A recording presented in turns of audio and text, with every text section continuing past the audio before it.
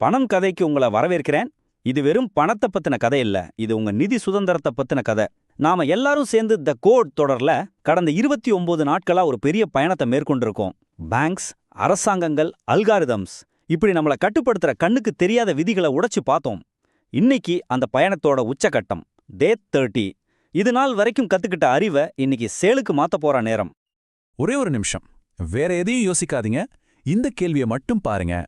இன்னையிலிருந்து சரியா 10 வருஷம் கழிச்சு உங்க வாழ்க்கை எப்படி இருக்கும்? எங்க இருப்பீங்க? என்ன செஞ்சிட்டு இருப்பீங்க? இது சும்மா ஒரு கேள்வி இல்ல, இது உங்க எதிர்காலத்தோட திசையே தீர்மானிக்க போற ஒரு கேள்வி. இன்னும் கொஞ்சம் ஆழமா யோசிச்சா கேள்வி இதுதான்: இந்த சிஸ்டத்துக்கு நீங்க எஜமானரா இருக்க போறீங்களா, இல்லனா அதோட சேவகராவே இருக்க போறீங்களா? ஏன்னா வரப்போற 10 வருஷம் சாதாரணமானதா இருக்காது. ஒரு பெரிய மாற்றம் நடக்க போகுது. நீங்க இன்னைக்கு எடுக்க போற இந்த ஒரு முடிவு உங்க தலைமுறையோட தலையெழுத்தையே மாத்தலாம்.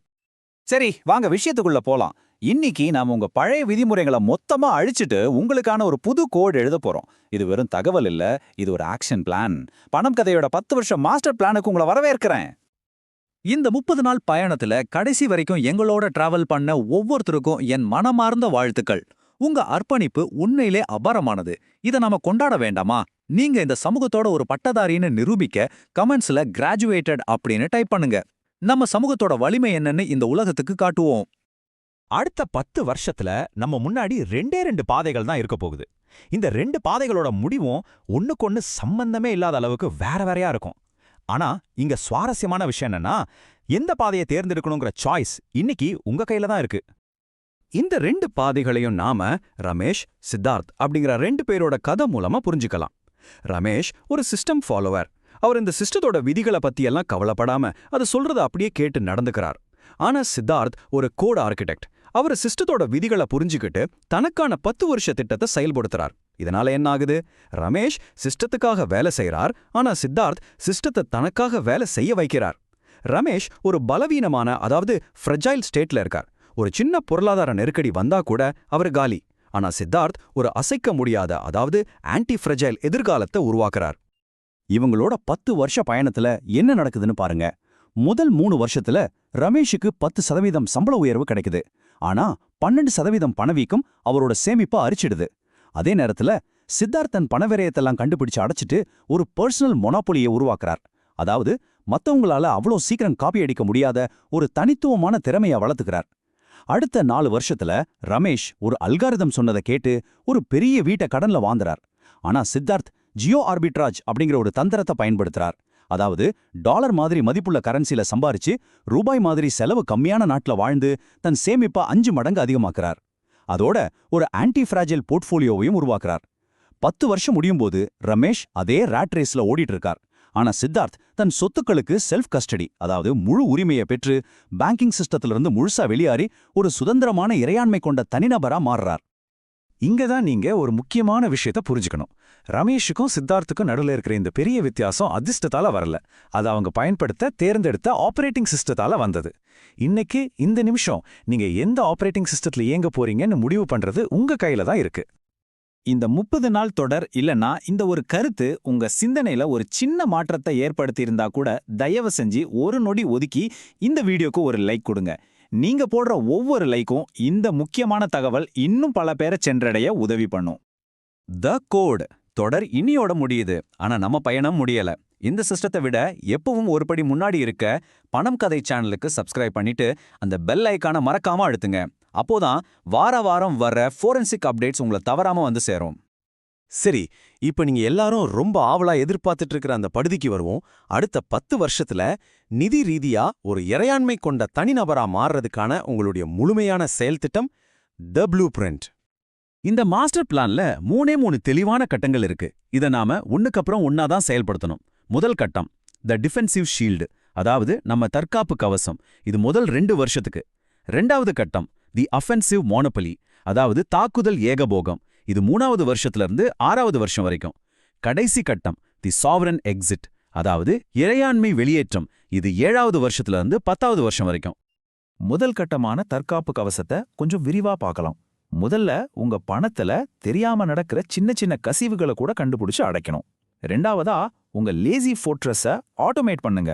அதாவது உங்க சேமிப்பும் முதலீடும் நீங்க தூங்கும்போது கூட உங்களுக்காக வேலை செய்யற மாதிரி ஒரு ஆட்டோமேட்டிக் சிஸ்டத்தை உருவாக்குறது. மூணாவதா, ஒவ்வொரு மாசமும் உங்க வரவு செலவை கணக்கு பார்க்கறதுக்கு ஏஐ கருவிகளை பயன்படுத்துங்க. ரெண்டாவது கட்டம் தாக்குதல் ஏகபோகம்.